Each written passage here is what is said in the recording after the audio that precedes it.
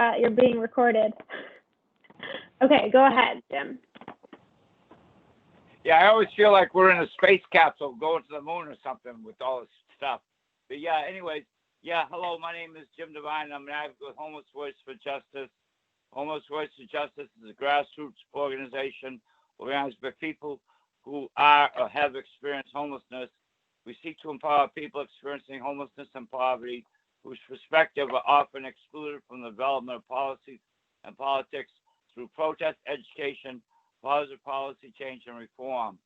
As a part of our annual You Don't Need Home to Vote campaign, we're interviewing candidates running for local, state, and federal offices on the issues that are important to us and our community. Today we're talking with John Coyne, who is running for District 5 seat of City Council. And can you introduce yourself to the voters and tell us why you decided to run for City Council and what are your top priorities? Sure, Jim. My name is John Coyne, and I am decided to run for the District 5 City Council seat once again. I previously served from 2005 to 2014 as one-term chairperson of the Board of Education from 2005 to 2008, and then 2008 to 2014 as the District 5 City Councilor. I've chosen at this time to become involved because I've been on the bench for a little while. I've been re-energized by the things that are going on in the city. I am a lifelong Portlander. I've been here for almost 42 years. Next week will be 42 years, and the city's changed over time, and it seems as though in the recent decade it's really accelerated. Some of the change is good, and I guess I would characterize some of the other changes very interesting as to the reasons and rationale why some of the choices have been made. I want to bring my voice back to the council as somebody who's been here and understands some of these grassroots things. What makes Portland Portland? We're not a big metropolis. We do have big city issues, but they can be solved locally. I want to bring public-private partnerships so we're not all dependent on government funding for everything. It seems as though there's a lot of issues that get brought forward that have got to be totally funded. And then when you look at that, we've only got so many pockets. And when you're developing the budget, which is another area that we have to remain responsible for, there's only so much that we can do. So I think bringing in people with expertise, like I said, with a public-private partnership would be best served as a city. So that's the reason that I'm running. Those are a couple of the big items that I'm interested in bringing forward.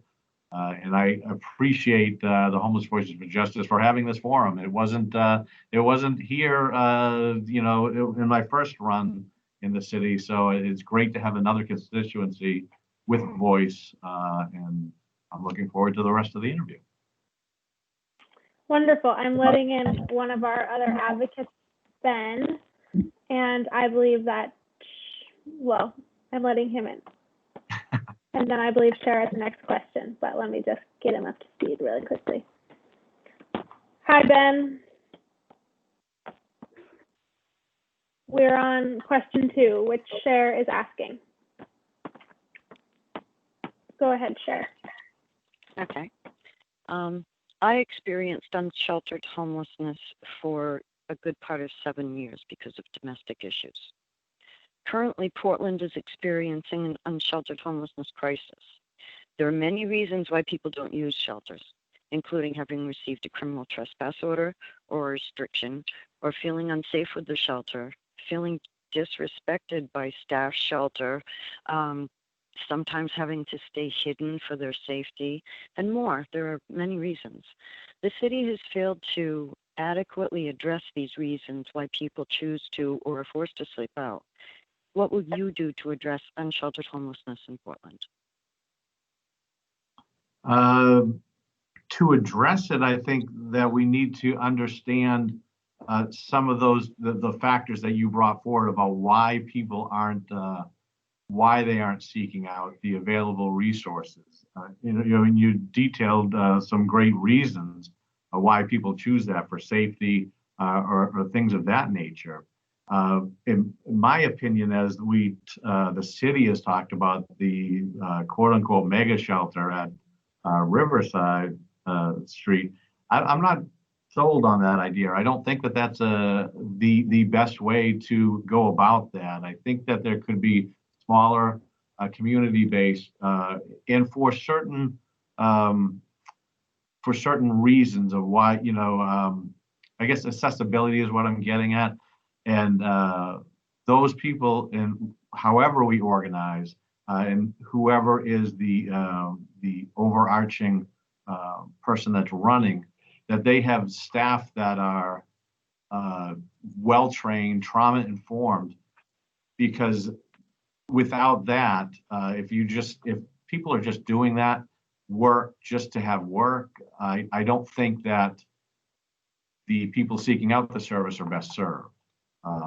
So it would revolve around, for me, training for folks, scattered shelters, or at least not the mega shelter.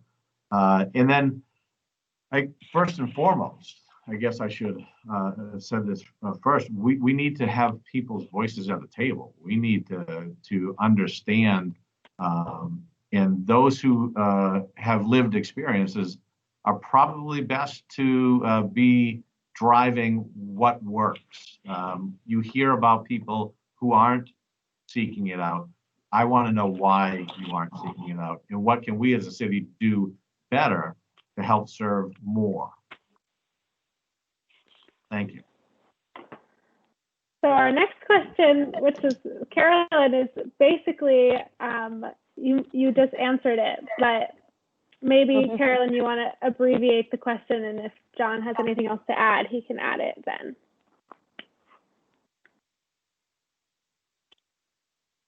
Carolyn, you're on mute. Carolyn, you're muted. We can't hear you. Yes. Okay. To repeat what I just said, sorry about that. You did touch on the next question, but maybe you want to elaborate a little on it. While Portland is moving forward with a new centralized shelter and services center in Riverton, smaller size shelters are recognized as best practice. Further, COVID-19 has shown us that large congregate settings are impractical and even dangerous. Do you believe that Portland should move forward with the Riverton location, or should consider changing course to a more centralized, smaller shelter program? You're right. I did touch on that, and I'm happy to have the opportunity to expand upon that. One of the reasons that, Carolyn, that you brought forward is congregate care. In the midst of this pandemic, we have seen what congregate care in this pandemic can do, wherever it may be, locked facilities for correctional facilities, nursing homes, and any of those types of facilities. Something that we're experiencing right now spreads like wildfire, and the homeless population is more vulnerable than a lot of other populations. So, to me, having that large amount of capacity doesn't make sense. So I would say smaller.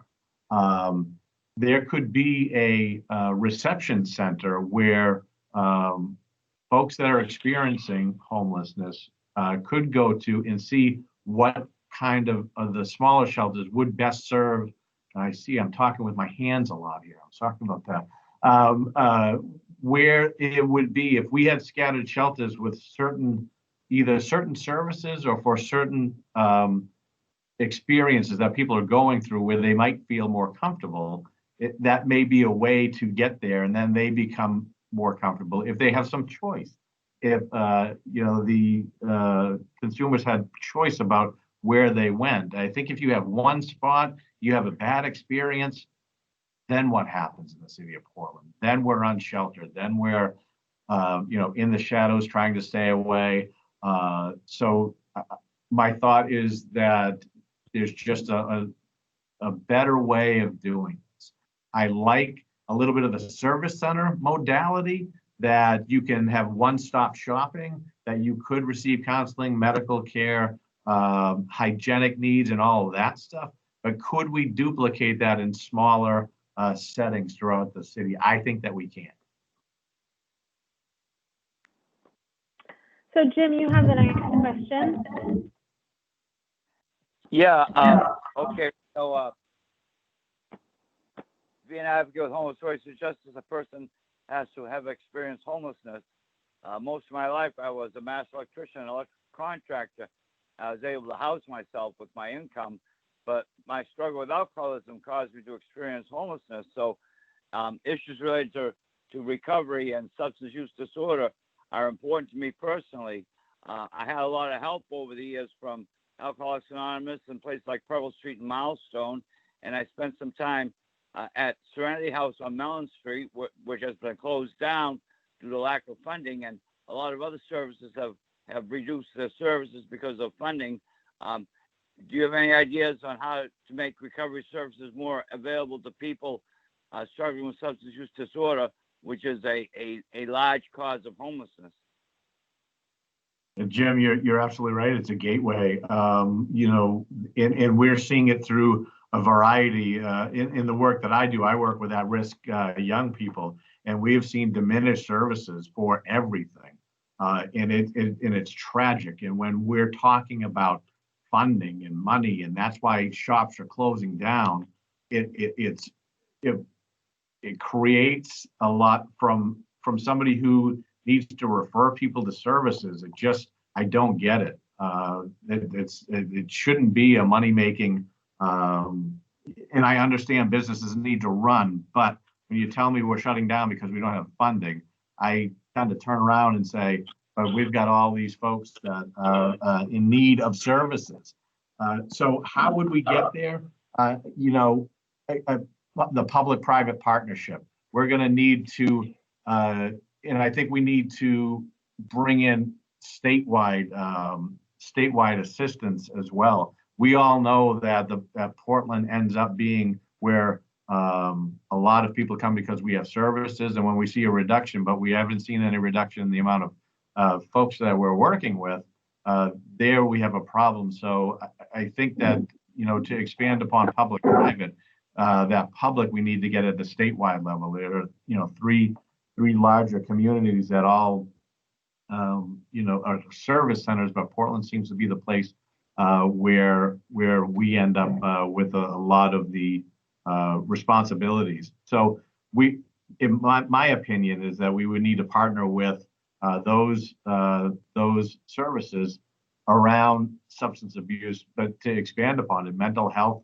needs and counseling and things of that nature is truly an important part of helping people with their way out of homelessness. But not only that, becoming healthier individuals who can not fall into the pitfalls in this specific question of with substance abuse. Okay. Ben, you're up. Hi. When I was homeless, I already had a housing voucher. But due to the lack of affordable housing, I couldn't find a voucher to use. I spent 5 months being homeless, which I could have been avoided if there was more affordable housing. What will you do to expand affordable housing in our city, preserve affordable units, and prevent voucher discrimination?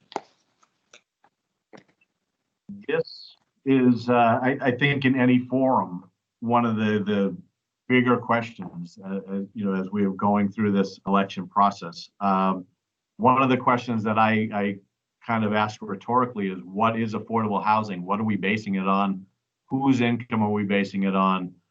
Because you hear different figures about what the median income is and all that.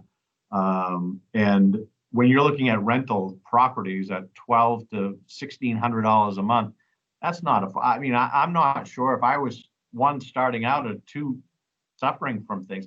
How do you come up with $1,600 if you're not working and you have a significant amount of other things going on.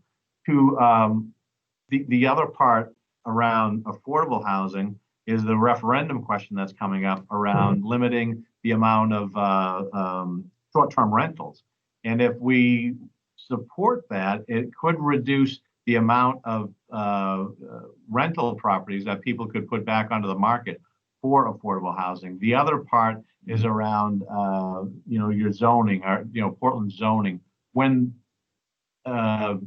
apartments or buildings with multiple units are being done, to incentivize it for the builder, for the property owner, to have a fair amount of, I don't even know what the term would be around market rate, because that still doesn't make sense to me, because it needs to be, people need to open themselves to working with people with vouchers.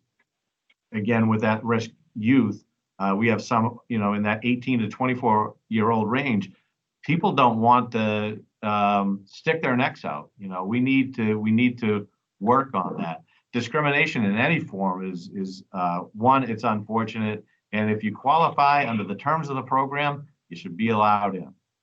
No doubt about it. And I think we would need to have a process in place through the city, if it's a city organization that is showing discrimination, that the voice is heard and we're able to bring that forward to hold those people accountable, especially if it's a city-run organization, to make sure that folks are having the access that they're eligible for by having the voucher. Sure, I'm curious if you want to ask the next question, or else I can.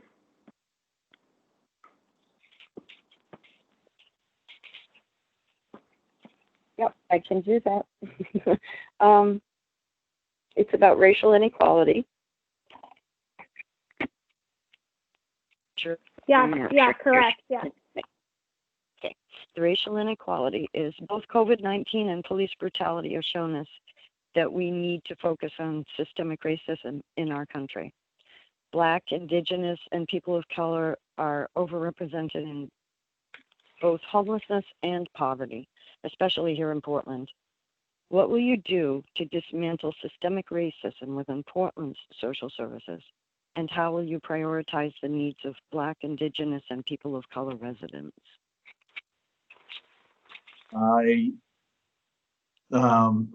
The biggest thing we need is voices at the table.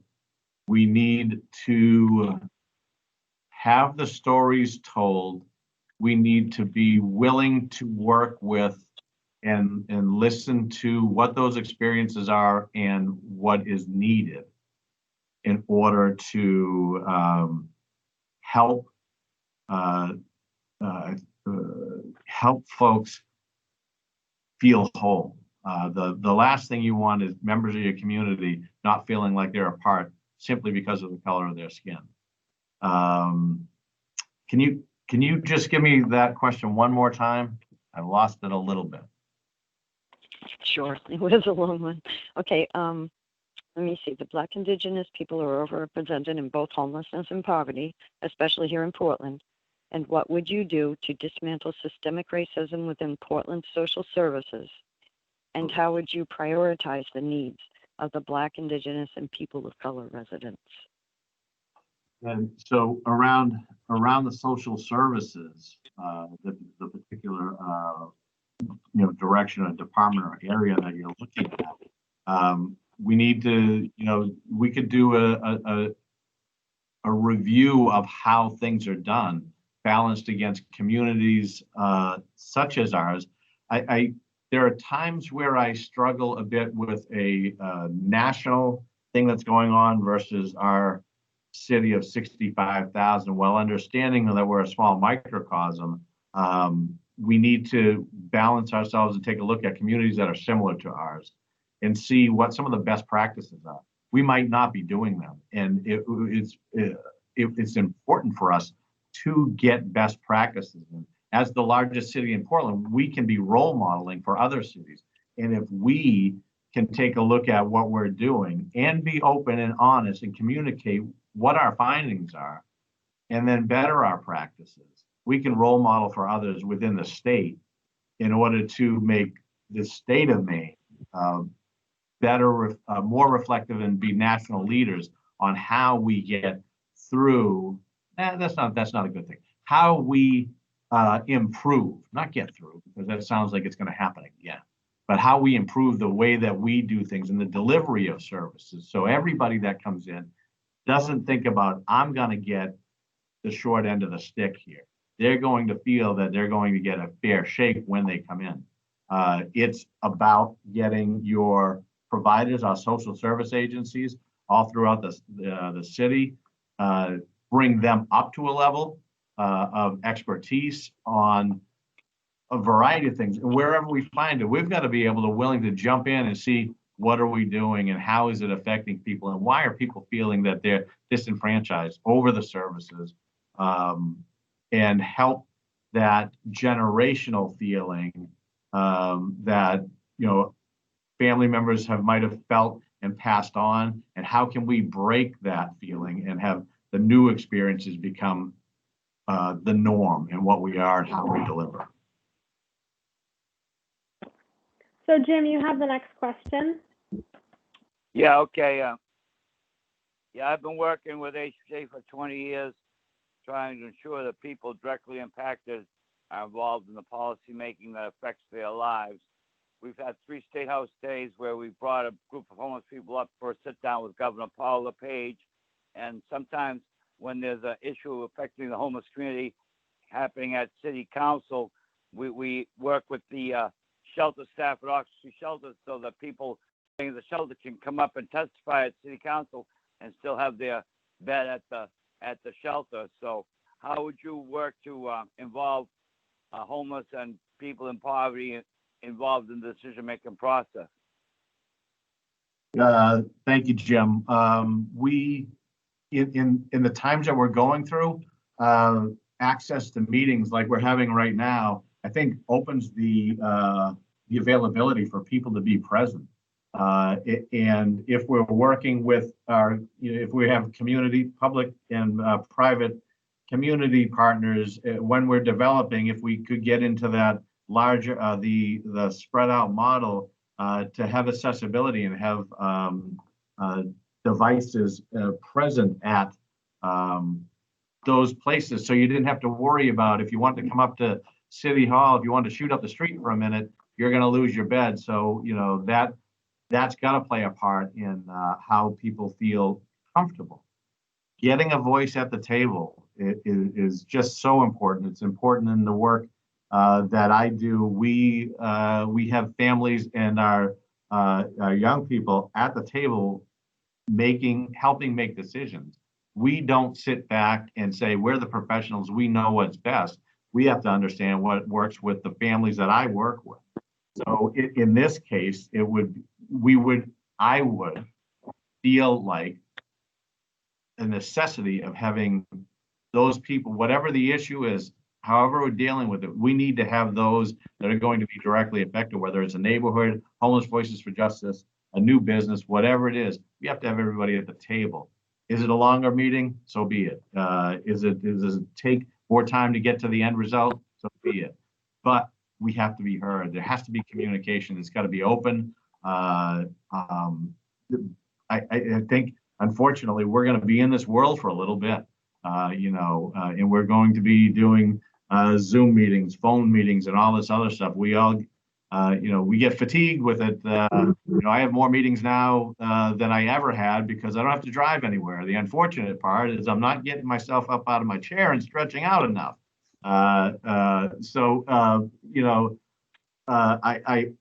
hope that it eases up so you can get out and see people, but the accessibility is something. And how do we make that easier for, in this particular that we're talking, Homeless Voices for Justice? How do we get folks feel comfortable to come and talk to us? We've got to treat everybody with dignity, whether or not whoever's at the podium, whoever's speaking here, whoever's on the phone, it's incumbent upon us as public officials just to have the respect and the paying attention to what's going on. The last thing somebody needs is, they're bearing their souls is to have somebody with their head down or somebody not paying attention or having a side conversation. So communication, transparency, get everybody to the table. Find out who the important players are. There's leaders in every organization, informal leaders, and make sure that we have them. We have their ear, they have our ear. We have to be open.